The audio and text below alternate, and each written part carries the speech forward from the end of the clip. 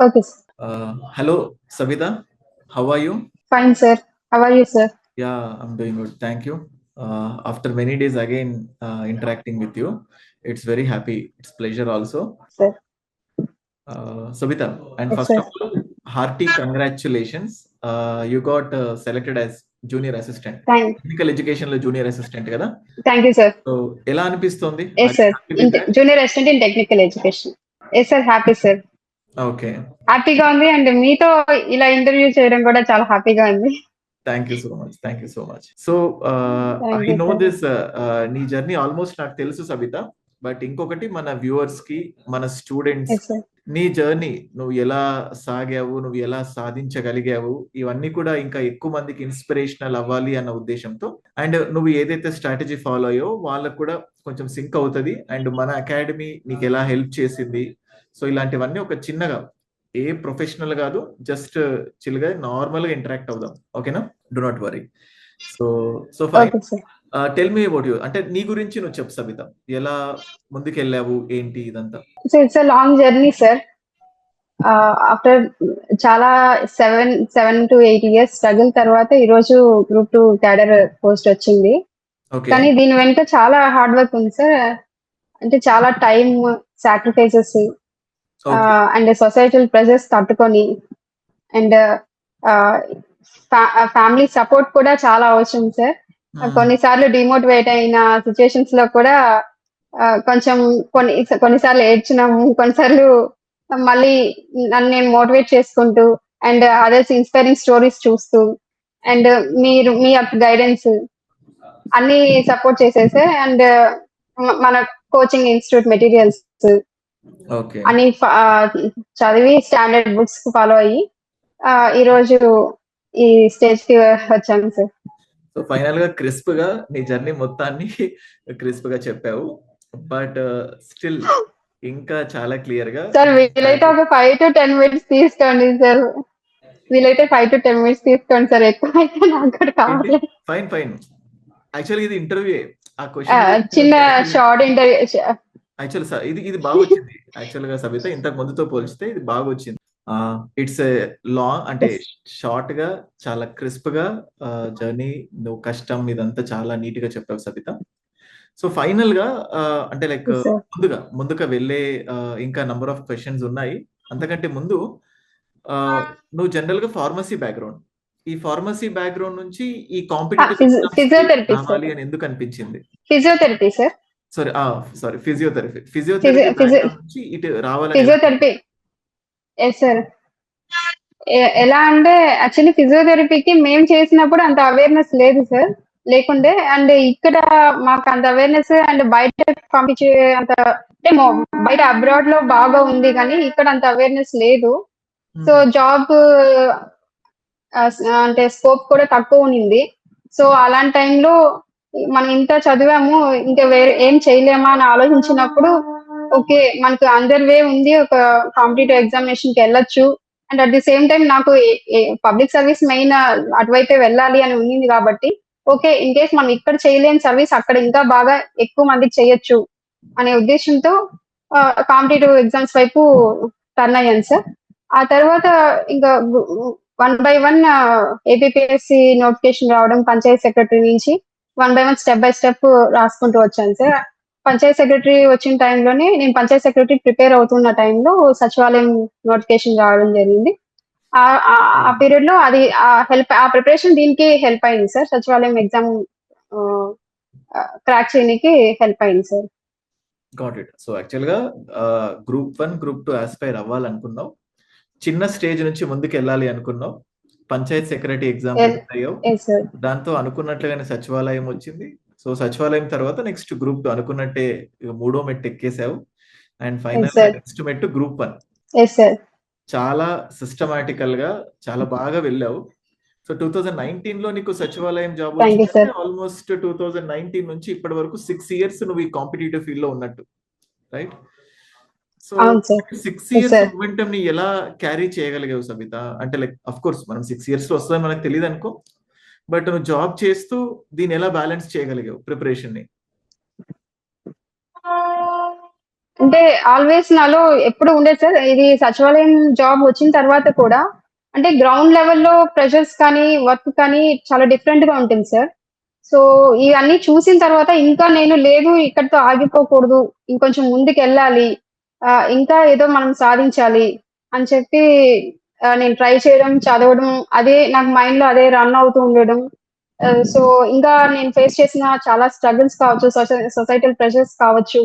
And ఇంకా friends అందరికి రావడం. ఇలా అంతా చూసిన తర్వాత ఇంకా నేను కూడా ఏదో ఒకటి సాధించాలి అనుకుంటూ, ఇంకొంచెం గొప్పగా ఉండాలి. ఇంకొంచెం మంచిగా గ్రోత్ ఉండాలి. కెరీర్‌లో ఎదగాలి అని చెప్పి నేను మళ్ళీ మళ్ళీ ప్రయత్నం చెయ్యాలి. ఫెయిల్యూర్స్ అయితే అక్కడికే ఆగిపోకూడదు అని చెప్పి ఇంకా ట్రై చేయడం జరిగింది సార్. అలా కాన్స్టెంట్‌గా చదువుతూ ఉండడం వల్ల ఇంకా ఈరోజు ఒక్కొక్క ఎగ్జామ్ రాసుకుంటూ చాలా ఫెయిల్యూర్స్ ఫేస్ చేసి ఈరోజు ఫైనల్లీ ఇది గ్రూప్ 2 క్రాక్ చేయడం జరిగింది sir. Very very happy thing to listen all these things. Finally నీ స్ట్రగుల్స్ అన్ని ఒక ఎండ్ ప్రొడక్ట్ అయితే వచ్చింది. అయితే నేనేమన్నా సవిత, సేమ్ ఇప్పుడు నువ్వు Yes, జాబ్ sir. చేస్తున్నావు కదా, నాకు వచ్చే కామన్ గా స్టూడెంట్స్ ఏంటంటే హౌస్ వైఫ్స్. ఇప్పుడు హౌస్ వైఫ్స్ ఎంతసేపు అయితే ఇంట్లో టైం Yes, sir. స్పెండ్ చేస్తారో, సో ఆ టైం ని నువ్వు యాజ్ అన్ ఎంప్లాయీగా టైం స్పెండ్ చేస్తున్నావు. అంత టైర్డ్ అయిపోయి వస్తావు. వచ్చిన Yes, తర్వాత sir. ఈ టైం సరిపోతుంది అనిపించిందా ఈ ఎగ్జామ్ క్రాక్ చేయడానికి? సరిపోతుందని అయితే అనిపించలేదు సార్. ఫుల్ ఫ్లెడ్జ్‌గా అనిపించలేదు. మ్మ్. బట్ మనం కాన్స్టెంట్ గా మనం ఇవ్వాల్సిన మన ప్రయత్నం మనం చెయ్యాలి కాబట్టి కంటిన్యూస్ గా మనం చేస్తూ ఉంటే మనం నోటిఫికేషన్ వచ్చే వరకు మనం కాన్స్టెంట్ గా మనం చదువుకుంటూ పోవాలి. ఆ తర్వాత నోటిఫికేషన్ వచ్చిన తర్వాత మనం లీవ్ తీసుకోవడము లేకపోతే ఇంకో ప్రయత్నం ఫుల్ పర్మిషన్ తీసుకోవడము అలా చేసి చదువుకోవాలి అని చెప్పి ఒక థాట్ ఉండేది సార్. మ్మ్. సో అలాగే ఫస్ట్ నుంచి స్టార్టింగ్ నుంచి 2019 నుంచి అగైన్ మళ్ళీ ఐ స్టార్ట్ స్టడీ చదువుతూ ఉన్నాను. ఇంకా ఫైనల్లీ నోటిఫికేషన్ వచ్చాక ఇంకా వస్తుంది అన్నప్పుడు లీవ్ తీసుకున్నాను సార్. ఫుల్ ఫ్లెడ్జ్డ్ గా లీవ్ పెట్టి తర్వాత 2 ఇయర్స్ చదివాను సార్ ఈ గ్రూప్ 2 కి. సో గ్రూప్ 1 గ్రూప్ 2 రెండు ప్రిపేర్ అవుతూ వచ్చాను. సో గ్రూప్ 2 వచ్చింది సార్. ఫైనల్లీ గ్రూప్ 1 మెయిన్స్ లో మిస్ అయ్యాను సార్. ఏది నీ ఫేవరెట్ సబ్జెక్ట్ ఏంటి ఈ ప్రిపరేషన్ మొత్తంలో? ఏ సబ్జెక్ట్ చాలా ధైర్యాన్ని ఇచ్చింది నీకు? యాక్చువల్లీ అయితే నా ఫేవరెట్ సబ్జెక్ట్ పాలిటీనే సార్. కాకపోతే అది ఎన్నిసార్లు చదివినా అది రిపీటెడ్ గా చదవాల్సిన పరిస్థితి ఉంటది. ఎన్నిసార్లు చదివినా గుర్తుండదు. సో ఫేవరెట్ అయితే ఎకానమీ ఎక్కువ ఫేవరెట్ అయిపోయింది సార్. అంటే నేను పాలిటీ ఉన్నాను కాబట్టి పాలిటీ అని చెప్తున్నావా ఏంటి? లేదు సార్, అదే చెప్తున్నాను సార్. ఫేవరెట్ అయితే ముందు పాలిటీనే ఉంటుంది సార్. కానీ ఓకే. అది ఎన్నిసార్లు చదివినా మళ్ళీ అదే చదివితేనే మళ్ళీ గుర్తుంటాయి. ఆర్టికల్స్ కానీ యాక్ట్స్ కానీ అవన్నీ మళ్ళీ మళ్ళీ చదివితేనే గుర్తుంటాయి సార్. సో కాబట్టి ఎకానమీ అయితే కాన్సెప్ట్ కొంచెం అండర్స్టాండింగ్ చాలా కాబట్టి economy favourite. Okay. So polity and economy are your favourite subjects. Yes, ఎలా sir. ఉండేది సబిత నీ అప్రోచ్ పర్టికులర్ గా?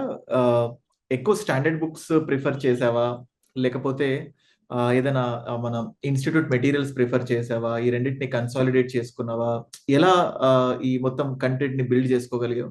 Yes, sir. Starting from NCERTs, sir. NCERTs base NCERTs చదివాను. అండ్ స్టాండర్డ్ టెక్స్ట్లు కంపల్సరీ స్టాండర్డ్ టెక్స్ట్ అయితే ఒకటి ఫాలో అయ్యేదాన్ని సార్. ఎక్కువ మల్టిపుల్ సోర్సెస్ ఫాలో అవ్వకుండా ఓన్లీ స్టాండర్డ్ ఒకటే ఫాలో అయ్యాను.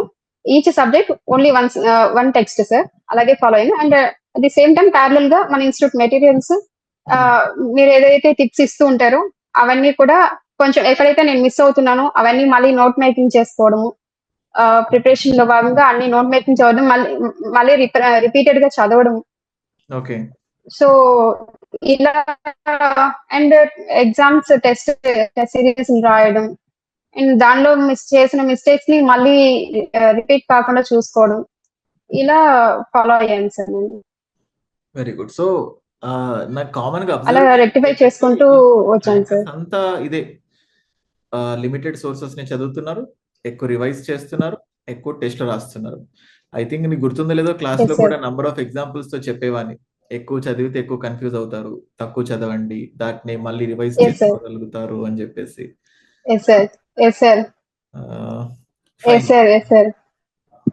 సబిత, ఇప్పుడు గ్రూప్ 2 తో ఆగిపోతావా, మళ్ళీ గ్రూప్ 1 కూడా ట్రై చేస్తావా? లేదు సార్, అగైన్ మళ్ళీ గ్రూప్ 1 కి స్టార్ట్ చేశాను sir preparation. Okay. Next time group 1 ఎలాగైనా క్రాక్ చేయాలని ఉంది sir. Okay.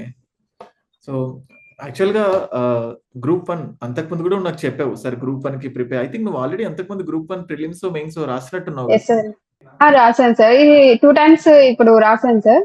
Okay. 2023 first time 2023లో ప్రిలిమ్స్ బట్ ప్రిలిమ్స్ క్రాక్ చేసి మళ్ళీ మెయిన్ వరకు వచ్చాను సార్. మళ్ళీ మెయిన్స్ రాశాను బట్ మెయిన్స్ లో మిస్ అయ్యాను సార్. ఇంటర్వ్యూ వరకు వెళ్ళలేకపోయాను. ఓకే. ఈసారి ఖచ్చితంగా కొడతావు సవిత. ఈసారి ఖచ్చితంగా గ్రూప్ 1 ర్యాంక్ సాధించగలుగుతావు. Yes sir. అండ్ దానికంటే ముందు ఈ exams thank you so much sir. మీ గైడెన్స్ ఇలాగే ఉంటే, మీ గైడెన్స్ మీ సపోర్ట్ ఇలాగే ఉంటే ఖచ్చితంగా క్రాక్ చేస్తాను నమ్మకం ఇంకా పెరుగుతుంది సార్ నాకు. సో అప్పుడు ఆ టైంలో డైరెక్ట్ ఇంటర్వ్యూ చేస్తాను. డైరెక్ట్‌గా నువ్వు డిప్యూటీ కలెక్టర్ అయిన తర్వాతే. సో ఏ చిన్న పోస్ట్ కూడా కాదు. సో డైరెక్ట్‌గా డీసీతోనే ఇంటర్వ్యూ చేయాలి అనుకుంటే గట్టిగా అవుతది. So thank you so much sir. అది. And fine. ఇప్పుడు ఈ ప్రిపరేషన్‌లో ఉన్నప్పుడు ఎగ్జామ్ పోస్ట్‌పోన్ అవ్వడం కానీ, నోటిఫికేషన్ అంటే రావడం డిలే అవ్వడం కానీ, ప్రిపరేషన్ స్టార్ట్ చేసావు. Yes notification sir. రావడానికి లేట్ అయింది. తర్వాత మెయిన్స్ ఎగ్జామ్ అవును పెట్టడానికి సార్. లేట్ అయింది. ఎగ్జామ్ కంటే ముందు మళ్ళీ ఈ ధర్నాలు ఇలాంటివన్నీ చేసి, అవును సార్. అవి ఉన్నప్పుడు నువ్వు ఎలా మొమెంటమ్‌ని క్యారీ చేయగలిగావు? చాలా కష్టం అనిపించింది సార్. అలా చాలా వరకు నోటిఫికేషన్ డిలే అవ్వడం కానీ, అంటే అగైన్ చదివిన వెంటనే మళ్ళీ చదవాలి, మళ్ళీ అప్డేట్ చేసుకోవాలి, మళ్ళీ కరెంట్ అఫైర్స్ అప్పటికప్పుడు అప్డేట్ చేసుకుంటూ పోతూ ఉండాలి, మళ్ళీ బడ్జెట్ మళ్ళీ వస్తుంది, అన్ని నోట్ చేసుకుంటూ పోవాలి. సో చాలా ఎక్కువ ప్రిపేర్ అవ్వాల్సిన పరిస్థితి. సో చాలా కన్ఫ్యూషన్ లో ఉన్నాను. కాన్సన్ట్రేషన్ కొంచెం కొన్ని రోజులు మిస్ అయింది కూడా. ఓకే. బట్ స్టిల్ లేదు, మనం లాస్ట్ మొమెంట్ వరకు కంటిన్యూస్ గా చదవాల్సిందే. మనం అక్కడ లిస్ట్ లో ఉండాలి, మన నంబర్ లిస్ట్ లో ఉండాలి అంటే మనం గట్టిగా కూర్చోవాల్సిందే. ఎన్ని ఆబ్స్టికల్స్ వచ్చినా కంటిన్యూస్ గా చదవాలి అని ఇంకా I tried my best. Okay. So ఇది మాత్రం చాలా కరెక్ట్ నువ్వు అన్నది మాత్రం. యాజ్ అన్ ఆస్పిరెంట్ గా ఒక ఎస్ సార్. స్టేట్ డిస్ట్రిక్ట్స్ ఎక్కువగా డివైడ్ అయినా కానీ, ప్రతిసారి బడ్జెట్ సర్వే వచ్చినప్పుడల్లా కూడా ఆ నోటిఫికేషన్ డిలే అవ్వడం ఒక బాధ అవుతే, మళ్ళీ బడ్జెట్ చదవాలిరా దేవుడా! మళ్ళీ ఎకనామిక్ సర్వే చదవాలి. ఇవన్నీ అప్డేట్స్ తీసుకోవడం అనేది దట్స్ ట్రూలీ ఒక స్టూడెంట్ సైక్ చెప్పావు. So fine. ఇంకొకటి సబిత, నీ లైఫ్‌లో సార్. 6 ఇయర్స్ ఆఫ్ జర్నీలో లోస్ అంటే చాలా డీమోటివేట్ అవ్వడం, మళ్ళీ పైకి ఎస్ సార్. రేజ్ అవ్వడము. సో అలాంటి థింగ్స్ ఎస్ ఏమైనా సార్. ఉన్నాయా? ఒక స్టూడెంట్స్ కంటే మన సేమ్ నీలాగా ప్రిపేర్ అయ్యే వాళ్ళందరికీ అదొక మేల్కొల్పే విధంగా ఉంటది. Anything like that?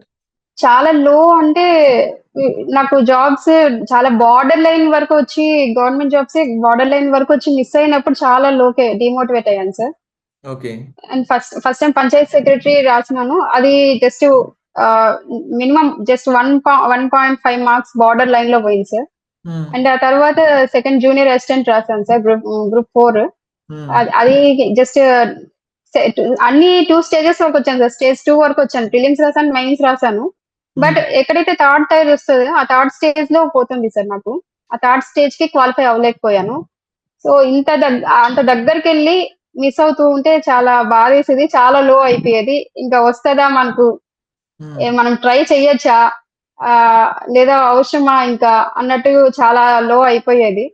బట్ లేదు, మనం అచీవ్ చేయగలుగుతాము, చెయ్యాలి కూడా, అక్కడితో ఆగిపోకూడదు అని చెప్పి మళ్ళీ పడినా లేవాలి, లేవడం నేర్చుకోవాలి అని చెప్పి మళ్ళీ నేను అగైన్ ట్రై చేస్తూ వచ్చాను సార్. Very inspirational Savitha. ఇప్పుడు గ్రూప్ 4 జూనియర్ అసిస్టెంట్ మిస్ అయింది, గ్రూప్ 2 జూనియర్ అసిస్టెంట్ వచ్చింది. Yes sir. దానికి రెండింతలు ఎక్కువ. Yes, thank you sir. Yes sir. అంటే ఓటమి కూడా తెలియాలి చాలా మందికి. ఇప్పుడు గ్రూప్ 4 పోయింది, పంచాయత్ సెక్రటరీ పోయింది, గ్రూప్ 1 ప్రిలిమ్స్ పోయింది, గ్రూప్ 1 మెయిన్స్ పోయింది, ఇప్పుడు గ్రూప్ 2 జాబ్ వచ్చింది. అంటే ఎవ్రీ విజయానికి ఖచ్చితంగా ఓటమిలు ఉంటాయి అని చెప్పడానికి ద బెస్ట్ ఎగ్జాంపుల్. కానీ మనం ఎంత బలంగా నిలబడ్డామో, అవన్నీ ఉన్న ఈ సొసైటల్ ప్రెజర్స్ ని ఎలా నిలబెట్టుకోగలిగాం అనేది matter. Okay. Yes sir. Sabitha, ఇంకేదైనా చెప్పాలా?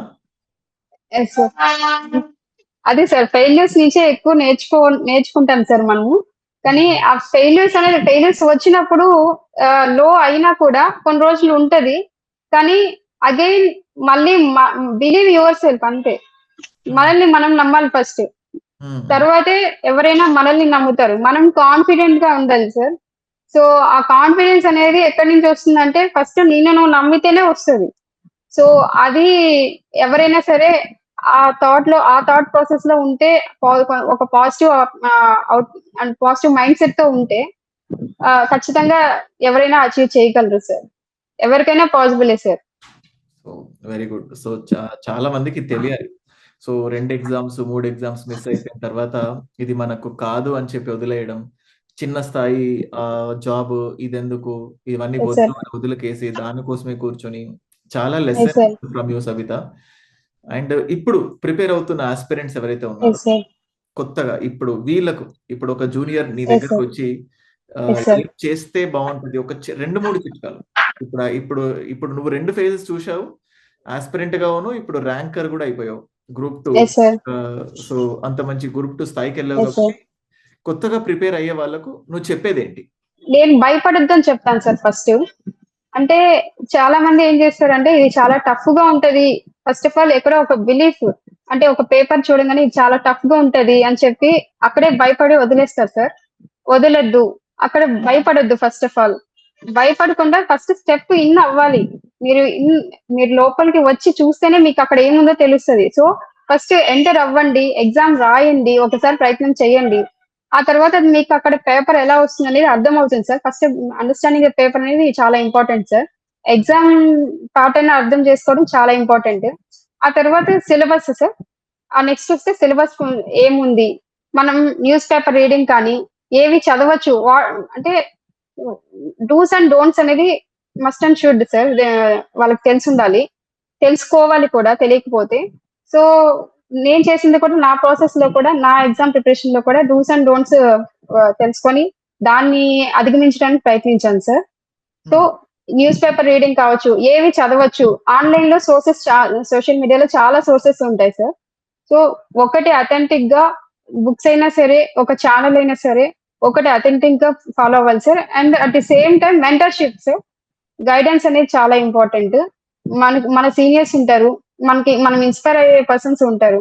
వాళ్ళ దగ్గర నుంచి టిప్స్ తీసుకోవడం కూడా చాలా ఇంపార్టెంట్ సార్. అంటే వాళ్ళకైతే ఎక్స్పీరియన్స్ వల్ల వాళ్ళకి ఎక్కడ ఫెయిల్ అయ్యారనేది తెలుస్తది కాబట్టి, మనం మళ్ళీ ఆ స్టేజ్‌కి వెళ్ళకుండా ముందుగానే తెలుసుకొని మనం అలర్ట్ అవ్వడం చాలా ఇంపార్టెంట్ అని ఫీల్ అవుతున్నాను sir. So very nice talking to you Sabitha. చాలా యాక్చువల్‌గా యాస్ ఎ స్టూడెంట్‌గా నిన్ను సార్. చూసాను. మళ్ళీ ఇప్పుడు నీలో కొత్త సబితని చూసాను నేను ఈ ఇంటర్వ్యూలో. So felt very happy. నీ హర్డల్స్ గాని, నీ స్ట్రగల్స్ గాని ఎలా ఉండేది నీ సార్. ఫ్యామిలీ సపోర్ట్ ఇదంతా ఈ ప్రిపరేషన్‌లో? స్ట్రాంగ్ గా ఉండేది సార్. ఎన్ని సొసైటీ నుంచి కానీ, ఎన్ని ప్రెషర్స్ ఉన్నా కానీ, నా ఫ్యామిలీ మాత్రం నాకెప్పుడు నా పక్కనే నిలబడింది సార్. చాలా స్ట్రాంగ్ గా నిలబడింది.